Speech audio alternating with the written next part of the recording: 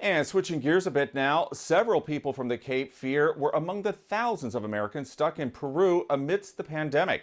Two Wilmington couples quarantined for 2 weeks finally made it home just days ago.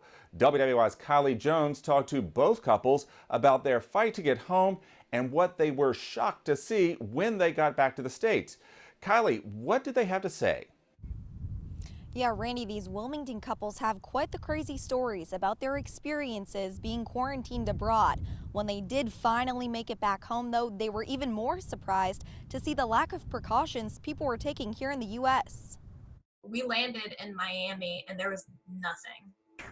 There was no screening at all. There wasn't anybody taking temperatures. There wasn't, literally nothing. Was not checked for temperature, asked no question. It's about coronavirus.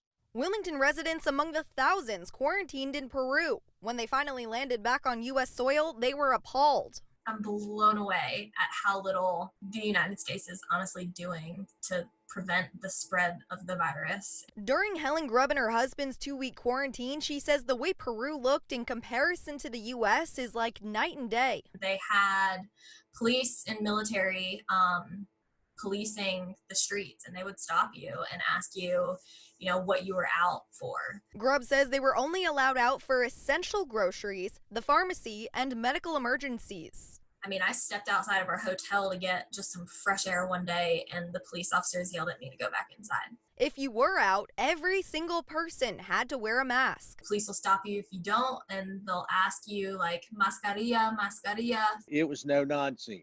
Infectious disease specialist Dr. Kamitsuka says in other countries, just the masks can make a difference. Even though a mask may have limited effectiveness in terms of protecting you from someone else, it will protect them from you.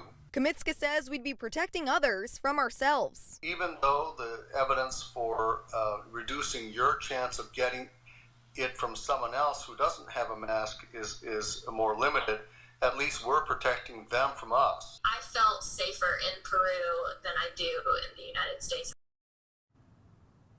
Kamitsuka says the CDC is discussing the practice of having everyone wear masks when they go out in public. For now, he encourages everyone to keep on limiting your contact with other people and washing your hands thoroughly. For now, reporting live in Wilmington, Kylie Jones, WWAY News.